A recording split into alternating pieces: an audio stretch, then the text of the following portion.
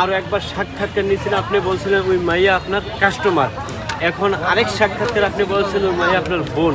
আসলে রহস্যটা কি বা কাহিনী নাকি? রহস্য কাহিনী কিছুই না। আমি প্রথম থেকে আপনাদেরকে বলে আসছি যে আমি আমার ওয়াইফকে সবসময় পর্দার পেছনে দেখতে চাই, যেহেতু পর্দার পেছনে নায়ক কিন্তু সেই, তারই উদ্যোগে কিন্তু আজকে আলহামদুলিল্লাহ 64 জেলার মানুষ আমাকে চেনে। তো যেহেতু হচ্ছে গিয়ে সে একটু অসুস্থ ছিল মাঝখানে, এখন আমাদের একটা ছোটো বেবি আছে, তো সে এখন এই মুহূর্তে এখানে আসা তার পক্ষে কোনোভাবেই সম্ভব না, যেহেতু আমার বাচ্চা বেস্ট ফিডিং করতেছে, তো এখন কোনোভাবেই সম্ভব না।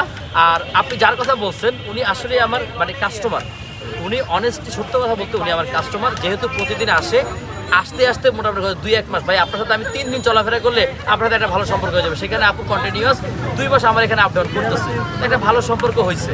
এখন যেহেতু এখানে পিছনে বসেই থাকি, তো আমি ওনাকে বললাম যে ঠিক আছে আপু, তাহলে মাঝে মধ্যে একটু আমাদেরকে হেল্প করে, যেহেতু আমাদের ক্রাউড টাইম চলে, যখন আমাদের রাশ চলে বেশি তখন একটু আসে আমাদেরকে হেল্প করে, এছাড়া অন্য কোনো ইয়া নাই। আচ্ছা, আগারগাতে এত তো মহিলারা ভাইরাল আছে, তাদের কি রাইখা জাকির ভাইয়ের দোকানে মেয়ে মানুষ কেন? এখন মেয়ে মানুষ কেন এটার কোনো উত্তর নাই, ঠিক আছে। আমাকে অনেকেই মানে নিজের ভাই হিসেবে জানে, যেমন আপু কিন্তু আমাকে ভাই হিসেবেই জানে, অন্য কোনো উদ্দেশ্য কিন্তু নাই।